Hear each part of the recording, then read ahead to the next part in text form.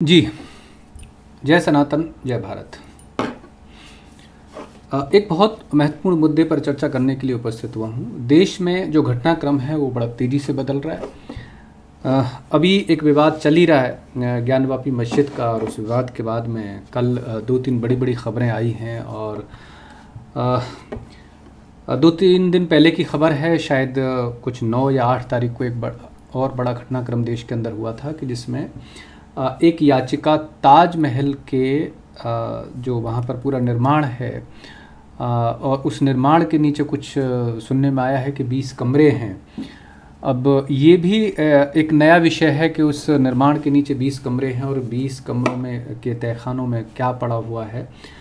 इसकी याचिका किसी संगठन ने या व्यक्ति ने डाली है कि उन 20 कमरों को खोल के देखा जाए कि उन कमरों में क्या है। ये एक विषय है। और उसके बाद एक और विषय है कि कुतुब मीनार में एक संगठन के कुछ लोग गए और वहाँ पर कुछ अपना पूजा पाठ और बाकी सारी करने की कोशिश की गई है। तो मतलब पिछले कुछ दिनों से, जैसे हालांकि बीजेपी की जो सरकार है वो पिछले 8 वर्षों से देश के अंदर है, लेकिन पहला जो मतलब टाइम पीरियड है 5 साल का बीजेपी का, उसमें कोई बहुत ज़्यादा सुगबुगाहट इस तरह की घटना का नहीं रहा था। ना तो बीजेपी की तरफ से था, ना जो पब्लिक एक अपना ओपिनियन था वो भी बड़ा शांत था। किसी को विश्वास भी नहीं था कि 5 साल पूरे करने के बाद बीजेपी दोबारा 2019 में रिपीट करेगी।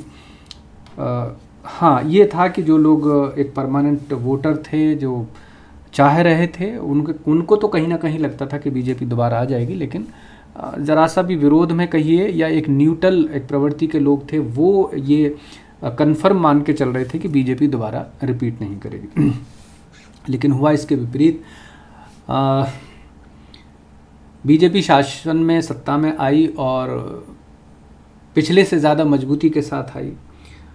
उसका एक जो परिणाम हुआ है समाज के अंदर, पूरी राजनीति के अंदर, देश के अंदर, वो ये है कि जो या कहिए कि हिंदूवादी संगठन कह लीजिए या हिंदूवादी विचारधारा जो कह लीजिए, जो कहीं ना कहीं एक नेपथ्य में निष्क्रिय रूप में पड़ी हुई थी, वो थोड़ी सी मुखर हो गई।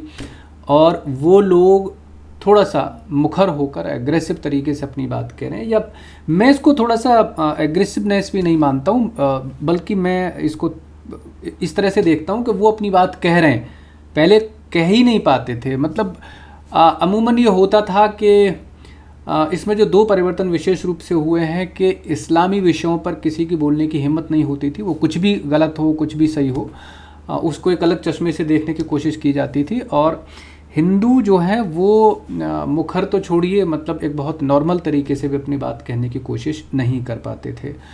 तो ये एक बड़ा परिवर्तन हुआ है दोनों बिंदुओं पर कि आज इस्लाम के अंदर की जो भी अच्छाई बुराई हैं उन पर एक चर्चा हो रही है खुले मंचों पर, जो विषय बिल्कुल अछूत माने जाते थे। और दूसरा ये है कि हिंदू जो पूरी पारंपरिक तरीके से अपने ना सिर्फ वेशभूषा में आए हैं, बल्कि अपने रीति रिवाजों को भी बड़े मुखर होकर, अपनी परंपराओं को बड़े मुखर होकर वो आगे बढ़ा रहे हैं, जो बिल्कुल एक जिसको कह लीजिए कि निस्तेज हो चुकी थी, निष्प्राण हो चुकी थी, वो सारी चीज़ों को जीवंतता प्रदान की जा रही है। ये एक बड़ा परिवर्तन मैं पिछले करीब 3 सालों में हम देख रहे हैं। 3 साल पहले एक बड़ा घटनाक्रम ये भी हुआ था कि 5 अगस्त, आपको याद होगा, 5 अगस्त से पहले लगभग मुझे लगता है कि 1 महीने का समय ऐसा था जो बहुत सुगबुगाहट पूरे देश के अंदर रही थी, और लोगों को अंदेशा रहा था कि कुछ बड़ा होने वाला है। लेकिन क्या बड़ा होने वाला है, ये मतलब सरकारों की अपनी एक स्ट्रेटजी होती है कि वो कुछ भी मतलब इतने सारे मंत्री होते हैं, इतने सारे शासन प्रशासन में लोग होते हैं, और बहुत सारे लोगों को इन चीज़ों की जानकारी होती है, लेकिन मजाल है कि कोई एक चीज़ बाहर निकला है। 5 तारीख में जब तक ये मामला संसद में ना पहुंचा, तब तक किसी को पता नहीं था कि होना क्या वाला है। और 5 तारीख को हमें सबको पता है कि 370 ख़त्म हुई। लेकिन मेरा कंसर्न थोड़ा सा अलग है कि उस 370 के ख़त्म होने की सुगबुगाहट से पहले जो बयान आ रहे थे, उन बयानों की तरफ हम अगर नज़र डालें तो वो एक बड़े अजीबोगरीब और बड़े मतलब या तो कह लीजिए कि अग्रेसिवनेस के थे या कह लीजिए डिप्रेशन के थे। जब दो ही स्थिति होती है कि या तो आदमी कुछ करने की स्थिति में होता है वो इस तरह के बयान देता है, या जो कुछ न करने की स्थिति में होता है अपनी हताशा को निकालने के लिए, अपने फ्रस्ट्रेशन को जाहिर करने के लिए वो इस तरह के बयान देता है। तो उस वक्त महबूबा मुफ्ती का एक बयान आया था कि भाई हम देश में तिरंगा उठाने वाले कंधे नहीं रहेंगे अगर 370 ख़त्म हुई।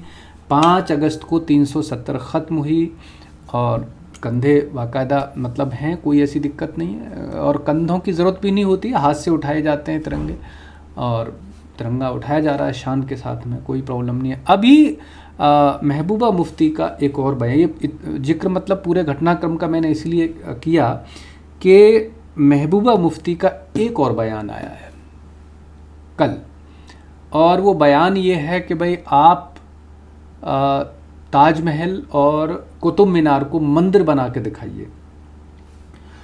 अब मैं ये नहीं समझ पा रहा हूँ कि ये जो बयान है ये प्रोवोक करने वाला बयान है या मोटिवेशन देने वाला बयान है। कई बार होता है ना कि मतलब कुछ लोगों को घर वापसी का एक चस्का लग जाता है। कई बार अपने अतीत की तरफ लोग जब देखते हैं तो पता चलता है कि नहीं हमारा अतीत तो ये था, तो चलो भाई पीछे। कई बार हमें भी गांव की याद आती है, तो सारी व्यस्तताओं को किनारे करके उठाते हैं गाड़ी अपना, चलो बहुत सारे कामों को पेंडिंग छोड़ के चले जाते हैं और एक आध दिन गाँव में मस्ती करके आते हैं। तो उसी तरह से कई बार आदमी अपने अतीत की तरफ लौटता है, देखता है कि यार हमारे पूर्वज कौन थे और हमारा अतीत तो ये था, तो मन होता है कि चलिए कि वापस चला जाए। तो कभी कभी लगता है कि कहीं ऐसा तो नहीं है कि महबूबा मुफ्ती को पीछे लौटने का मन कर रहा है वो, और मतलब उनकी जो एक कहन थी 5 अगस्त से पहले, 5 अगस्त 2019 से पहले कि आप 370 को ख़त्म करके दिखाइए, कश्मीर के अंदर तिरंगा उठाने वाले कंधे नहीं मिलेंगे। तो उनका मंतव्य जो था वो दूसरा था कि भाई इतनी लाशें उठेंगी जो कश्मीर में, उनको उठाने वाले पैदा नहीं होंगे। लेकिन 370 ख़त्म हुई उनकी दुआ से। अब उन्होंने जो बयान दिया है कि साहब आप कुतुब मीनार और ताजमहल को मंदिर बना के दिखाइए, तो कहीं ना कहीं मुझे लगता है कि महबूबा मुफ्ती कहीं उनके अंदर से ये वो तो नहीं आ रही एक आवाज़ उनके दिल से, उनके जहन से कि यार कुतुब मीनार और ताजमहल को मंदिर बन जाना चाहिए। अच्छा, इसमें मुझे ऐसा लगता है कि बहुत ज़्यादा ताज्जुब करने की ज़रूरत नहीं है अगर फ्यूचर में ऐसा हो जाए, हमारी आंखों के सामने, हमारे जीते जी अगर ये घटनाक्रम हो, तो फ्यूचर में आप इन विषयों पर ताज्जुब मत करिएगा, क्योंकि राम मंदिर और 370 के हटने से पहले भी मुझे नहीं लगता कि कोई इस तरह की कल्पना कर सकता था कि यार ये विषय कभी इस देश में शॉर्ट आउट हो सकते हैं। राम मंदिर का फैसला अदालत से आ सकता है और फेवर में आ सकता है। 370 हटाने का साहस कोई सरकार इस देश के अंदर कर सकती है, मतलब ये कल्पना से परे की बात थी। लेकिन इतिहास मतलब इन्हीं चीज़ों से बनता है। जब हिस्ट्री लिखी जाती है दुनिया की, देशों की, तो उसमें इसी तरह के घटनाक्रम होते हैं और वही इतिहासों में दर्ज होते हैं। वो घटनाक्रम हुआ, 370 भी हटा, राम मंदिर बना। अब एक और चल रहा है जो मैनिफेस्टो में है, वो विवाद तो खैर चलिए जब होगा 2024 इलेक्शन से पहले होता है या बाद में होता है वो बाद की बात है। लेकिन अभी जो एक मूवमेंट पूरे देश के अंदर चला हुआ है उस पर थोड़ा सा गौर करने की ज़रूरत है।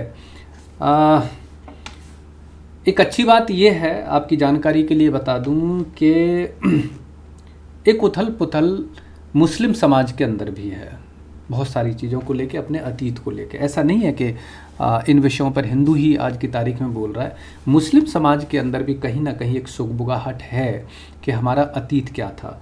बहुत सारे लोग हैं जो इन विषयों पर बात कर रहे हैं, वो थोड़ा सा अपने अतीत को खंगाल रहे हैं, और उनमें से बहुत सारी बीच बीच में तस्वीरें, बहुत सारे बीच बीच में बयान आते रहते हैं अपने अतीत को लेके।